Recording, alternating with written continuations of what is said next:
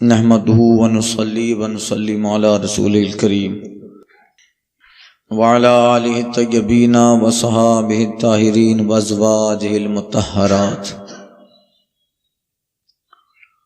أما بعد فأعوذ بالله من الشيطان الرجيم. بسم الله الرحمن الرحيم. والمؤمنون والمؤمنات بعضهم أولياء بعض يأمرون بالمعروف وينهون عن المنكر ويقيمون الصلاة ويؤتون الزكاة ويطيعون الله ورسوله أولئك سيرحمهم الله إن الله عزيز حكيم. اور مسلمان مرد اور مسلمان عورتیں ایک دوسرے کے رفیق ہیں، بھلائی کا حکم دیتے اور ہر برائی سے منع کریں، نماز قائم رکھیں اور زکوٰۃ دیں اور اللہ رسول کا حکم مانیں. یہی ہیں جن پر عنقریب اللہ رحم کرے گا، بے شک اللہ غالب حکمت والا ہے. گزشتہ تفسیر میں منافقین کا ذکر تھا اور ان کے حوالے سے ان کی صفتوں کو بتایا. المنافقون والمنافقات بعضهم من بعض یأمرون بالمنکر وینہون عن المعروف. منافق مرد اور منافق عورتیں ایک تھیلی کے چٹے بٹے ہیں اور یہ برائی کا حکم دیتے ہیں اور بھلائی سے روکتے ہیں. ان کا ذکر ہوا. اب اس کے مخالف میں مومنین کا ذکر ہے. الاشیاء تتبین بازدادها، چیز اپنی ضد سے پہچانی جاتی ہے. جب کالا پتہ چلے گا تب سفید کی اہمیت ہوگی، جب رات کی تاریکی کا علم ہوگا تب دن کے اجالے کی اہمیت ہوگی. برے کا جب علم ہوگا تب اچھے لوگوں کو جانا جائے گا. ان منافقین کا ذکر ہوا. اب ان کے مقابلے میں مومنین کا. مسلمان مرد اور مسلمان عورتیں ایک دوسرے کے رفیق ہیں. کس چیز میں؟ یأمرون بالمعروف وینہون عن المنکر، بھلائی کا حکم دیں، ہر برائی سے روکیں، منع کریں. ایک رشتہ بنا دیا سرکار صلی اللہ علیہ وسلم نے ایمان والوں کے لیے. اپنا نسبی رشتہ اپنی جگہ پر، خون کا رشتہ اپنی جگہ پر اور ایمانی رشتہ اپنی جگہ پر. اور سب رشتوں سے بڑھ کر یہ رشتہ ہے. ایمان والا دنیا کے کسی بھی کنارے پہ رہے، اگر مومن ہے تو ہمارا بھائی ہے. حضور نے فرمایا اور قرآن میں بھی اللہ نے ذکر کیا، انما المؤمنون اخوہ، مسلمان آپس میں ایک دوسرے بھائی ہیں. ایک اخوت کا رشتہ قائم کیا، مومن کے درمیان بھائی چارہ قائم کیا. اور اس کی ابتدا سرکار صلی اللہ علیہ وسلم نے عقد مواخات مدینہ میں ہجرت کر کے آنے والے مہاجرین اور وہاں کے رہنے والے انصار کے درمیان حضور نے ایک بھائی چارہ قائم کیا کہ ہر مہاجر کو ایک انصار مدنی کا بھائی بنا دیا. عقد مواخات جس کو کہتے ہیں، بردر وڈ، بھائی چارہ. اور پھر اسلام نے سب مومنوں کو ایک صف میں جوڑ دیا.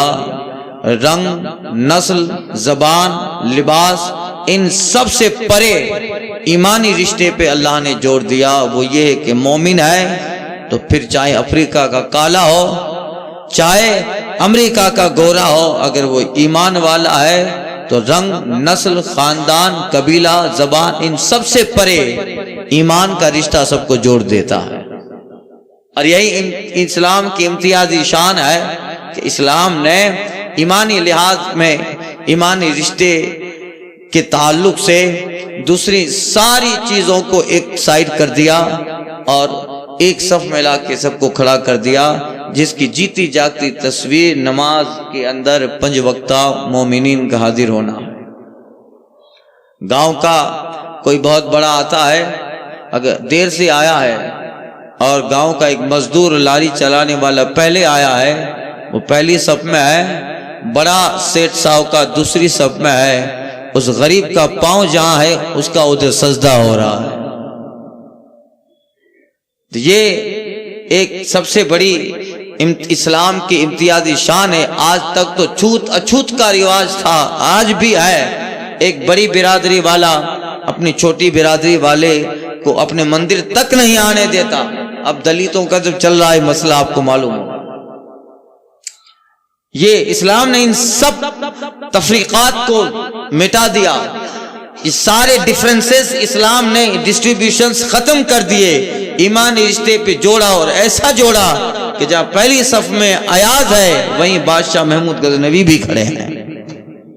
یہ جو ہے ڈیموکریسی اگر دیکھنا ہے، جمہوریت اگر دیکھنا ہے، اور ایک لوک تنتر کی اعلیٰ مثال دیکھنی ہے تو مسلمانوں کی نماز میں دیکھ لو۔ سروجنی نائیڈو کر کے ایک بہت پڑھی لکھی اور منسٹر گزر چکی ہے، اس نے کہا تھا کہ لوگ جو ہے جمہوریت اور ایک صف میں کھڑا کر کے ایک سمان جمہوریت کے نعرے سے سب کو ایک درجہ دینے کے نعرے لگاتے ہیں۔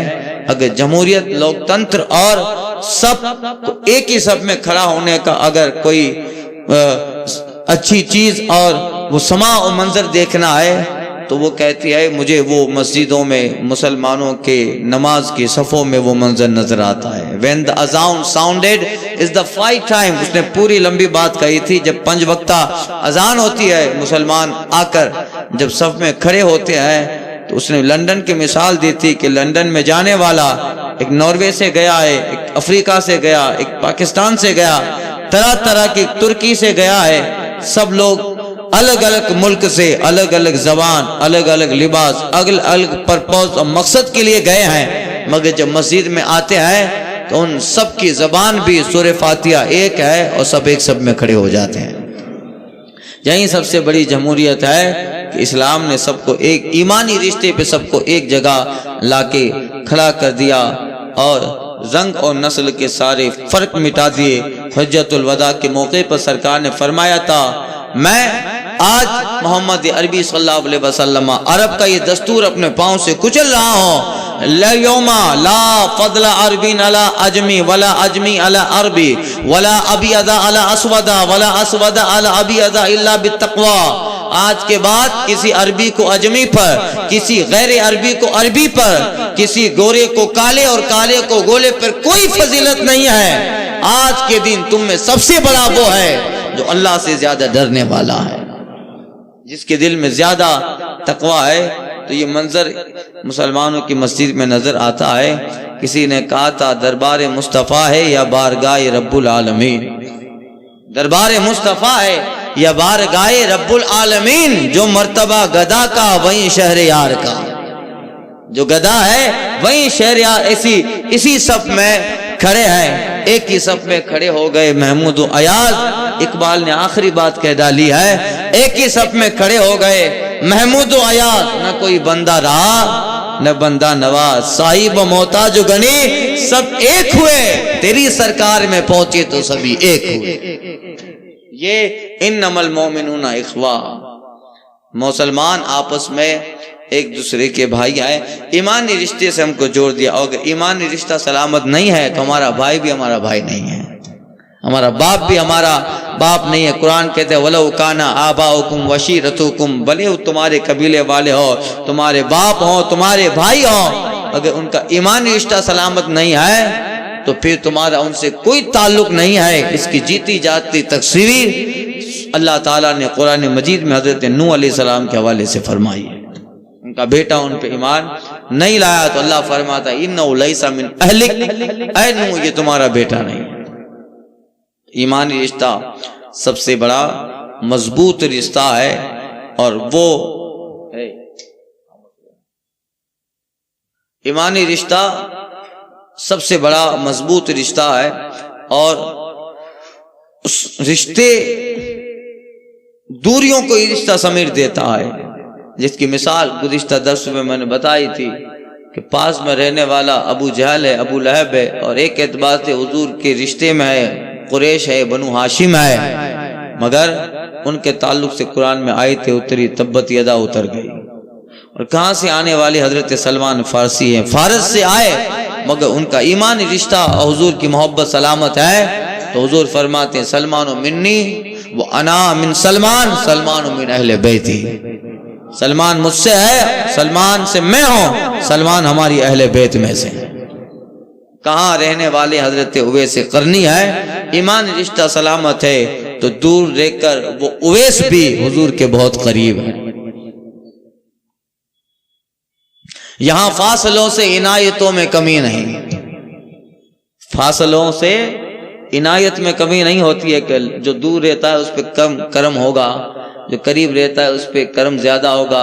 یہاں فاصلوں سے عنایتوں میں کمی نہیں، کوئی قریب رہ کے بلال ہے، کوئی دور ہے تو اویس ہے۔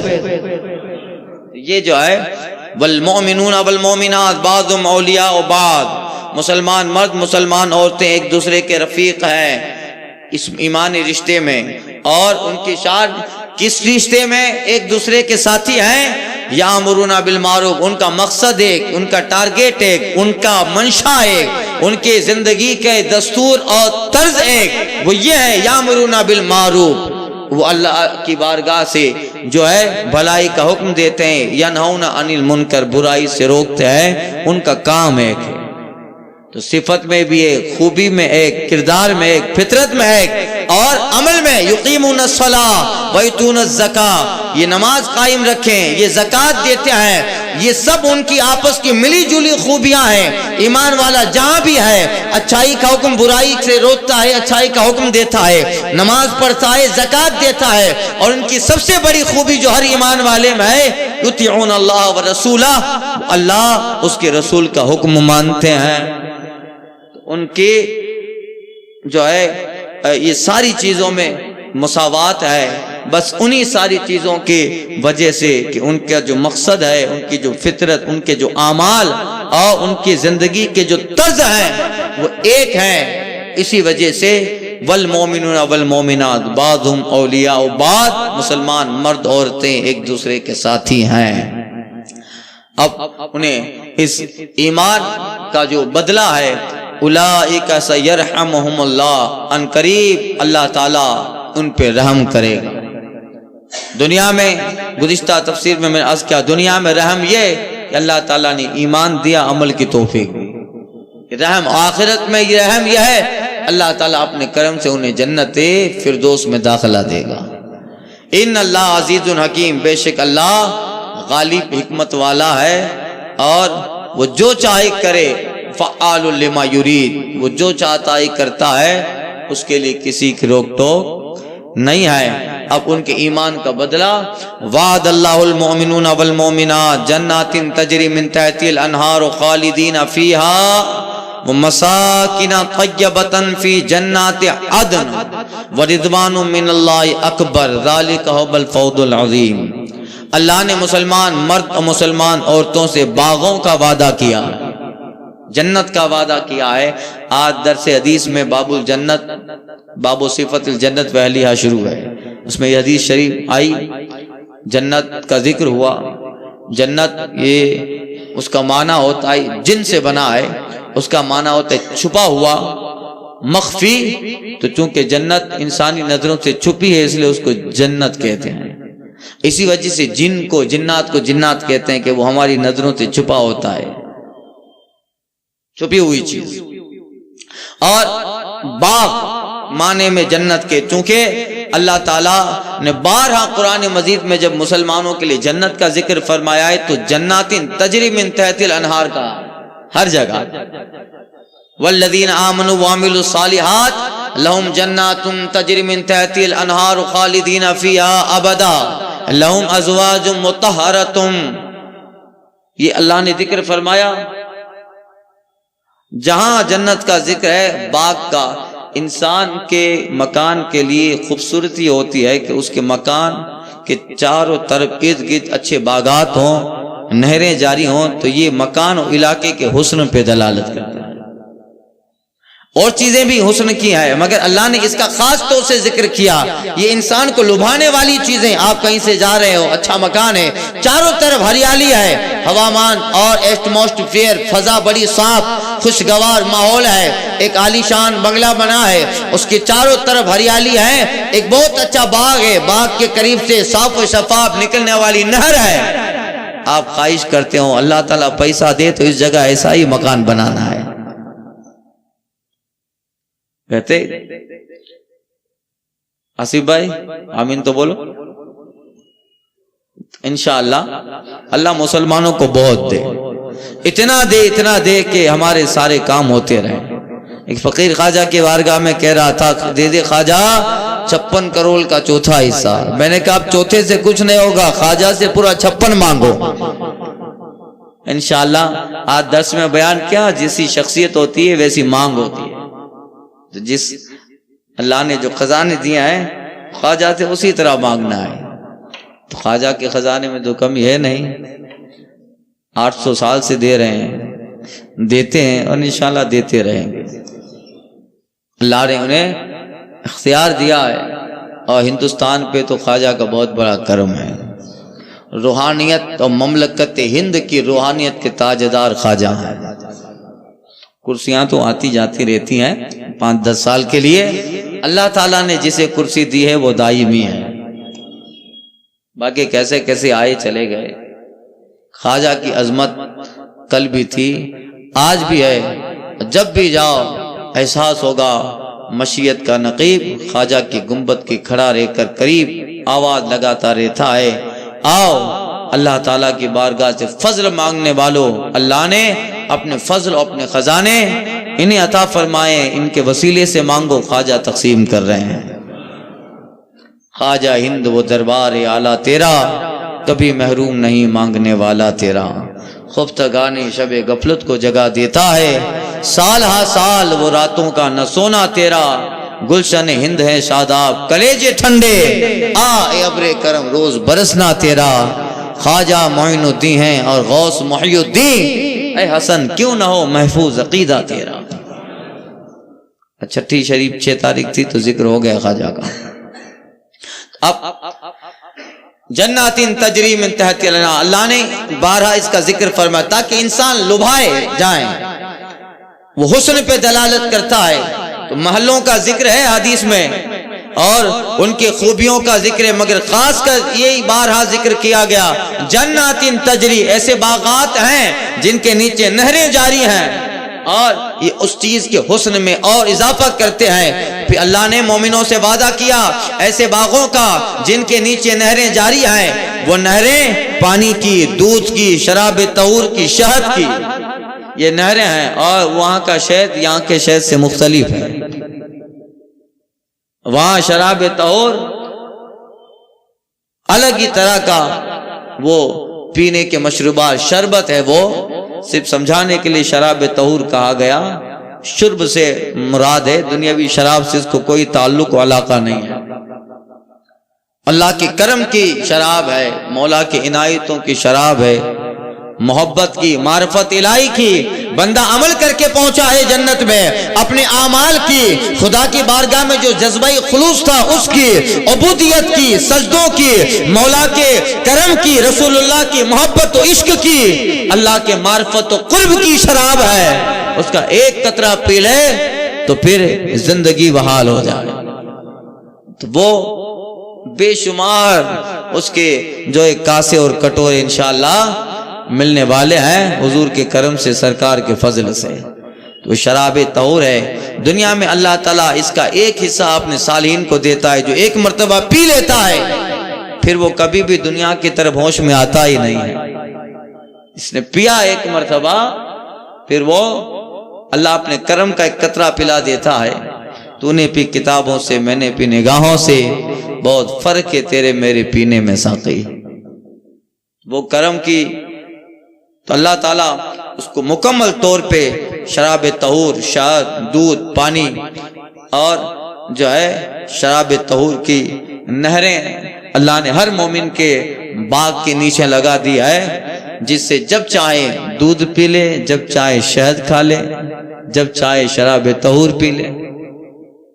اور وہ پانی دنیا کے پانی کی طرح نہیں ہوگا، وہ سمجھانے کے لیے پانی ہے، وہ پانی بھی ایسا ہے کہ اللہ اللہ دودھ سے زیادہ سفید، برف سے زیادہ ٹھنڈا، شہد سے زیادہ میٹھا۔ جب پانی اتنا میٹھا ہے تو پھر آپ فکر مت کیجئے وہاں میٹھا، وہاں شوگر نہیں ہونے والا، وہاں وہ کوئی بیماری نہیں ہے۔ اللہ قرآن میں فرماتا ہے ہم نے ہر برائی اور ہر بیماری، ہر مرض، ہر گندگی سے پاک اس مکان کی تعمیر صرف صالحین اور مومنین کے لیے تیار کی ہے۔ یہ نہ کہیں کہ بھئی وہاں بھی شوگر ہو جائے گا، زیادہ ڈائبٹیز کا کوئی مریض ہے، وہاں مرض نہیں ہے، شفا ہی شفا ہے۔ اللہ نے ایسا مکان بنایا۔ اگر آپ زیادہ تفصیل سے سننا چاہتے ہیں تو دوپہر کو درس حدیث میں آئیے، باب الجنت چل رہا ہے۔ آج بیان تھا، کتنا ماشاءاللہ سرکار نے جو بیان فرمایا ہے آقا نے، کیسے اللہ نے، اللہ فرماتا اعدت لعباد الصالحین، میں نے جنت اپنے صالحین بندوں کے لیے ایسی تیار کی ہے، لا عین رأت ولا اذن سمعت ولا خطر علی قلب بشرین۔ آقا فرماتے ہیں وہ ایسی حسین ہے کسی آنکھ نے دیکھا نہیں، کسی کان نے سنا نہیں، اور اس کا حسن کسی بشر کے دل پہ گزرا بھی نہیں ہے، وہ تو دیکھنے سے تعلق رکھتی ہے انشاءاللہ۔ اب مومنین سے وعدہ کیا، تو یہ تو باغات ہیں جن میں تفریح کی جگہ ہے، یہ تو تفریح کے لیے مکان الگ ہے۔ وہ مساکن طیبۃ فی جنات عدن، اور اللہ تعالیٰ نے ان کے لیے باغوں کا وعدہ کیا جن کے نیچے نہریں رواں ہیں، ہمیشہ اس میں رہیں گے، پاکیزہ مکانوں کا۔ اور اللہ نے پاکیزہ مکان، عمارت الگ ہے، بلڈنگ الگ ہے، مساکن طیبات فی جنات عدن، بسنے کے باغ جنات العدن میں اللہ تعالیٰ نے وعدہ کیا ہے۔ مساکن طیب یہ مکان ہے، وہ جو پہلے تھا وہ تفریح کی جگہ ہے، واکنگ کی جگہ ہے، یہ مکان ہے مساکن طیب، جس کا حال یہ ہے آج حدیث شریف میں آیا کہ اللہ تعالیٰ نے جنت کے 100 منزلیں بنائے، ہر منزلے کے درمیان زمین و آسمان کا فاصلہ۔ آج حدیث شریف میں اللہ تعالیٰ نے 100 منازل، 100 درجات، 100 درجے، اور ہر درجہ فی کل درجتن ما بین السماء والارض، جتنا زمین و آسمان کے درمیان کا فاصلہ ہے اتنا ایک درجہ کے درمیان۔ پھر فی الجنت شجرۃ، ایک اللہ نے جنت میں درخت لگا دیا ہے کہ یکی یسیر الراکب فی ظلھا میت عام ولا یقطعھا۔ آقا فرماتے ہیں شجر طوبہ ہے جس کا سایہ اتنا ہے وہ لمبا، ایک سوار سواری پہ چڑھ کر 100 سال تک چلتا رہے، ولا یقطعھا، اس کے سائے کو ناپ نہ پائے گا۔ حدیث شریف میں آدھی حدیث گزری ہے یہ۔ تو یہ اللہ جنات عدن میں، اب دیکھیے 2 چیزیں ہوئی، باغات اور مکان جنات عدن میں۔ جنات عدن کیا ہے؟ اللہ حدیث شریف میں آیا ہے اللہ تعالیٰ جنات العدن میں اللہ فرماتا ہے کہ ما بین القوم و بین ان ینظر اللہ انظروا رب تبارک و تعالی الا الرداء الکبریاء فی جنات عدن۔ آج حدیث آئی تھی درس مشکات میں کہ مومن اور اللہ کے درمیان جنات العدن میں ایک ہی رب کو دیکھنے کے درمیان میں پردہ ہے، وہ پردہ اللہ کی کبریائی کا پردہ ہے، فی وجہ ہی اللہ کی ذات کا ایک پردہ ہے۔ مومن اور رب کے درمیان پردہ کبریائی، چادر کبریائی ہے، اور جنات عدن میں اللہ تعالیٰ اس چادر کبریائی کو الٹے گا تو ڈائریکٹ مومن رب کا دیدار کرے گا۔ تو رب کا دیدار جنات العدن میں ہونے والا، جنات عدن میں اللہ کو دیکھنے والے ہیں بندے مومنے۔ اور ایک پردہ ہے، پردہ کبریا، چادر کبریا، جسے کہا جاتا ہے اللہ تعالیٰ اسے اٹھائے گا، مومن دیکھے گا، مگر یہ آنکھ نہ ہوگی۔ یہ آنکھ تو سورج کی جو ہے روشنی نہیں دیکھ سکتی، تو رب کو کیسے دیکھ؟ آنکھیں نہ ہوگی۔ ارے اس آنکھ نے جب موسیٰ دیکھتا ہے تو بے ہوش ہو جاتا ہے، کلیم گش کھا کے گر گئے، رب کے ایک جلوے کو دیکھا۔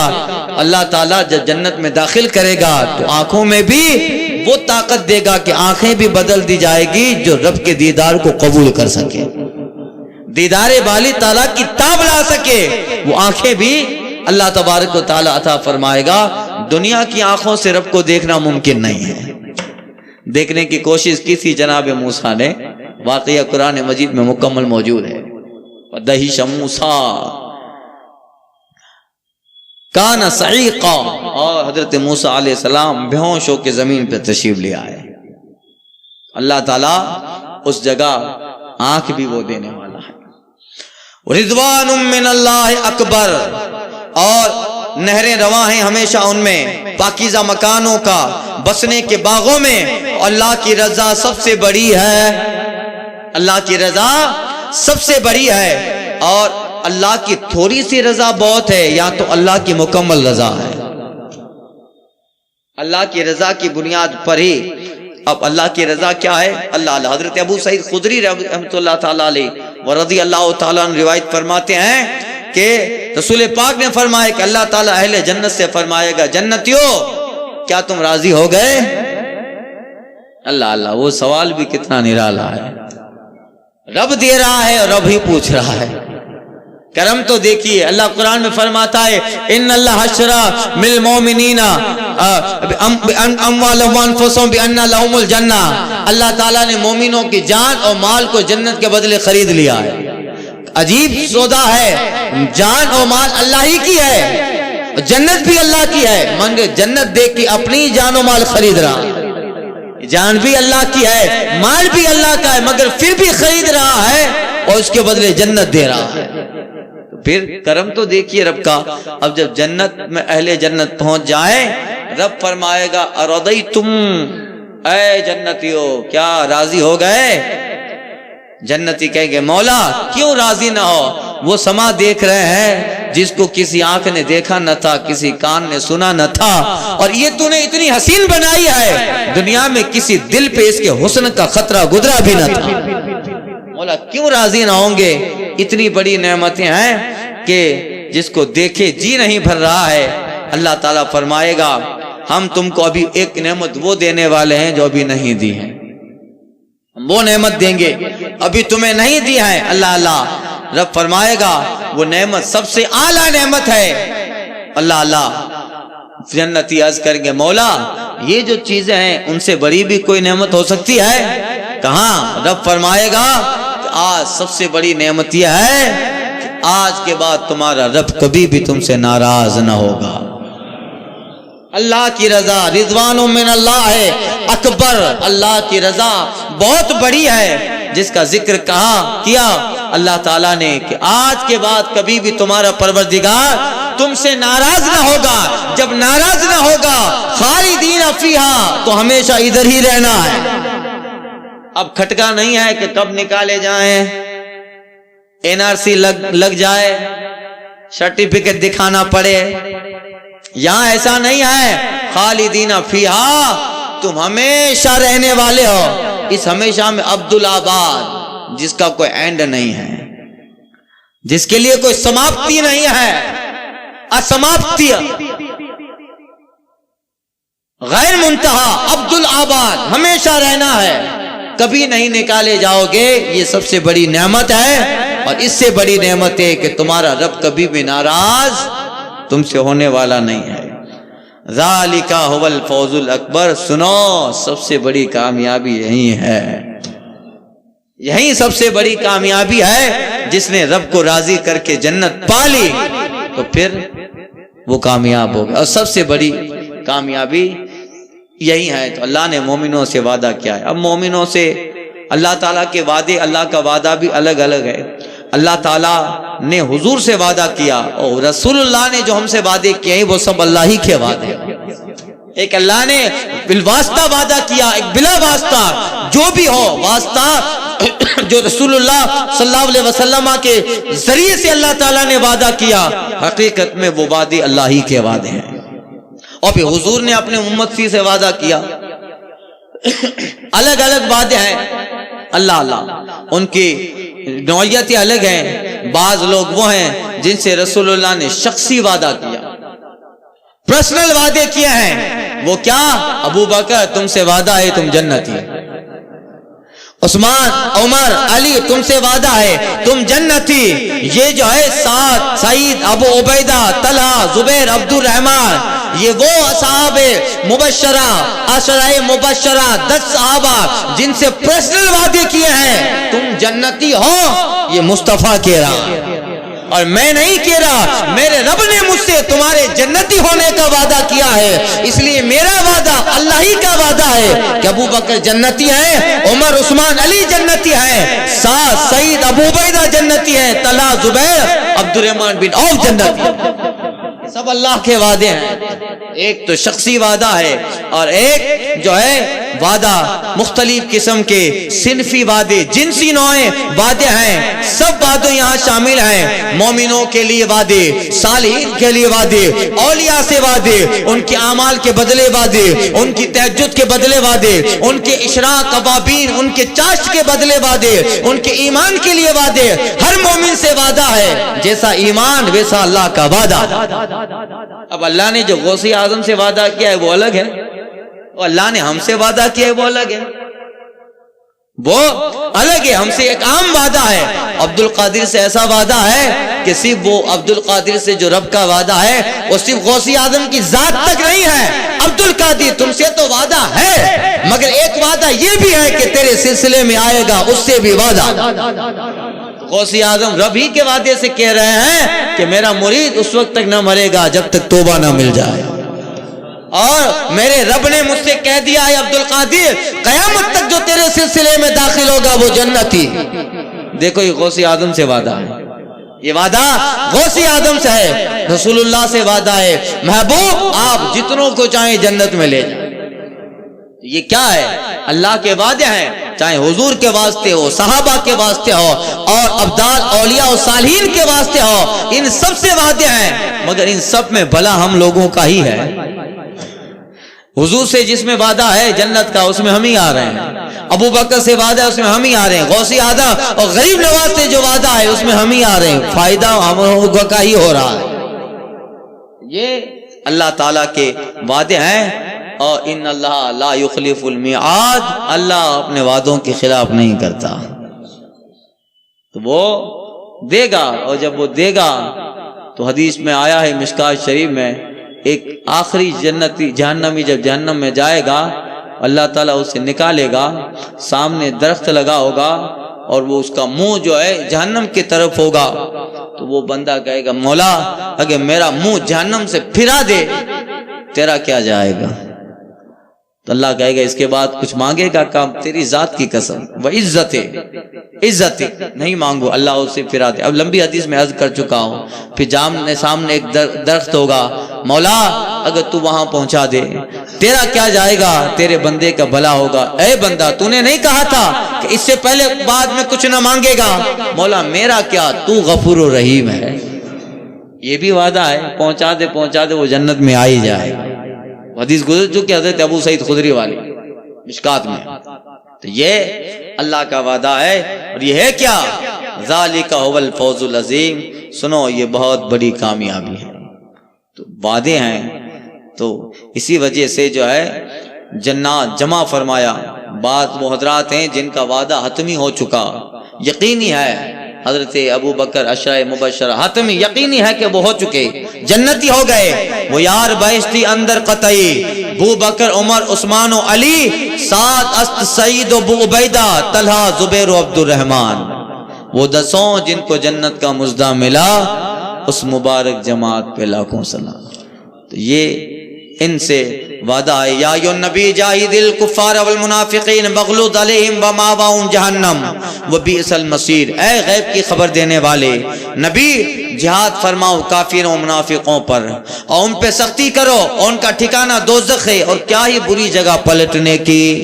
مومنین کا ذکر ہوا، اب اس آیت پاک میں فرمایا محبوب ہر کھلے اور چھپے کی خبر دینے والے، اے دلوں کے بھید جاننے والے، اے ایمان و نفاق پر خبردار نبی، تمام جہاں کی نبض اپنے ہاتھ میں لینے والے، اے مصطفیٰ صلی اللہ علیہ وسلم، اب منافقوں کی پردہ پوشی چھوڑو، اب کھلے کافروں پر بھی جہاد فرماؤ تلوار سے، اور چھپے یعنی منافقوں پر بھی جہاد فرماؤ، ان کی پردہ دری سے ان پہ سختی کرو، تاکہ انہیں پتہ چلے کہ دین کی اہمیت کیا ہے، مذہب کی اہمیت کیا ہے۔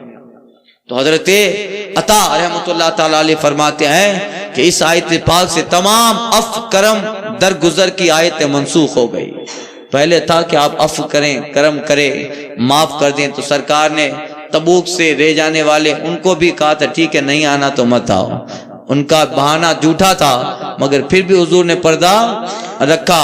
مگر اب اللہ فرما رہا ہے اب ان پہ سختی کرو. حضرت عطا فرماتے اس آیت سے تمام عفو درگزر کی آیتیں منسوخ ہو گئی. یہ آیت سب کی ناسخ ہے اور یہ حکم قیامت تک باقی ہے، یعنی محکم غیر منسوخ آیت کریمہ ہے. اور اب جو ہمارا ہے وہ ہمارا، اور جو ہمارا نہیں ہے وہ ہمارا قیامت تک نہیں ہے. تو یہ جو ہے اب ان لوگوں کے لیے کہا گیا وہ ماواہم جہنم، ایسے کفار منافقین ان کا ٹھکانہ دوزخ ہے. وبئس المصیر، اور کیا ہی بری جگہ ہے پلٹنے کی، کیا ہی بری جگہ ہے پلٹنے کی. اس بری جگہ پہ وہ لوگ ڈالے جائیں.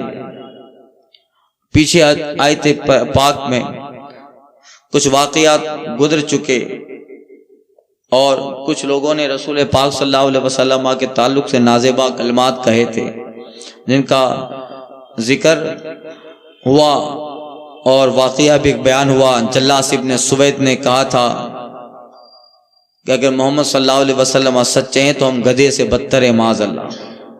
یہ اس پر عامر بن قیس انصاری بولے کہ اللہ کی قسم حضور تو سچے ہیں اور تو گدھے سے بدتر ہے. پھر جب اسے بلایا گیا تو رسول پاک صلی اللہ علیہ وسلم کی بارگاہ میں قسم کھا کے کہتا ہے میں نے ایسا نہ کہا. تو حضرت عامر قیس انصاری بولتے ہیں اے اللہ یہ تیرے محبوب کی بارگاہ میں جھوٹ بول رہا ہے، کچھ آیتیں اتار ڈال جس سے سچے سچے ثابت ہو جائیں اور جھوٹوں کا پردہ کھل جائے. اس پہ آیت کریمہ اتری یحلفون باللہ ما قالوا، اللہ کی قسم کھاتے کہ انہوں نے نہ کہا، ہم نے کچھ نہ کہا. وَلَقَدْ قَالُوا كَلِمَةَ الْكُفْرَ، اور بے شک ضرور محبوب انہوں نے کفر کی بات کہی، کفر کی بات کہی. وَكَفَرُوا بَعْدَ إِسْلَامِهِمْ، اور اسلام میں آ کر کافر ہو گئے. پہلے منافق تھے، چھپے کافر تھے، اب ایسی بات کہہ کر وہ کھلے کافر ہو گئے. وَهَمُّوا بِمَا لَمْ يَنَالُوا، اور انہیں کیا برا لگا یہی نا وَمَا نَقَمُوا إِلَّا أَنْ أَغْنَاهُمُ اللَّهُ وَرَسُولُهُ مِنْ فَضْلِهِ، اور جو ہے وہ اسلام میں آ کر کافر ہو گئے اور رب چاہتا تو ضرور، اور وہ چاہا تھا جو انہیں ملا اور انہیں کیا برا لگا یہی نا کہ اللہ رسول نے اپنے فضل سے انہیں غنی کر دیا. فَإِن يَتُوبُوا خَيْرًا لَهُمْ وَإِن يَتَوَلَّوْا يُعَذِّبْهُمُ اللَّهُ عَذَابًا أَلِيمًا فِي الدُّنْيَا وَالْآخِرَةِ، اگر وہ توبہ کریں تو ان کا بھلا ہے، اور اگر منہ پھیریں تو اللہ کا عذاب سخت ہے، اللہ سخت عذاب دے گا. اور دنیا اور آخرت میں وما لہم فی الارض من ولی ونصیر، اور یہ وہ لوگ ہیں کہ زمین میں ان کا نہ کوئی حمایتی ہوگا اور نہ ان کا کوئی مددگار.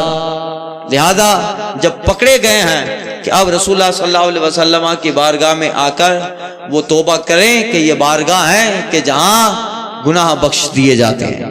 جب پتہ چل ہی گیا کہ تم نے کلمہ کفر کہا، حضور کی شان میں اتنی بڑی گستاخی کی اور قرآن کی آیتوں کے نزول نے بتا دیا، اب اللہ فرماتا ہے اب اگر توبہ کریں اور پلٹ آئیں پہلی حالت پر اور توبہ کر کے اپنی اصلاح کریں تو بہتر ہے. اگر پھر اسی رویے پہ رہے اللہ کا کیا جائے گا، دنیا و آخرت ان کی برباد ہے. اللہ انہیں دنیا میں رسوا کرے گا کہ پتہ چلے گا یہ منافقین ہیں، اور آخرت میں اللہ تعالیٰ سخت عذاب دے گا، سخت عذاب دے گا. اور دوسری بات، آج دنیا میں جس کے بھروسے پر وہ اسلام اور پیغمبر کو آنکھیں دکھاتے ہیں، مگر قیامت میں اللہ فرماتا ہے وَمَا لَهُمْ فِي الْأَرْضِ مِنْ وَلِيٍّ وَنَصِيرٍ، نہ دنیا میں یہاں کوئی حمایتی ان کا ملے گا اور نہ مددگار، اور قیامت میں بھی ان کا کوئی حمایتی کوئی مددگار نہ ہوگا.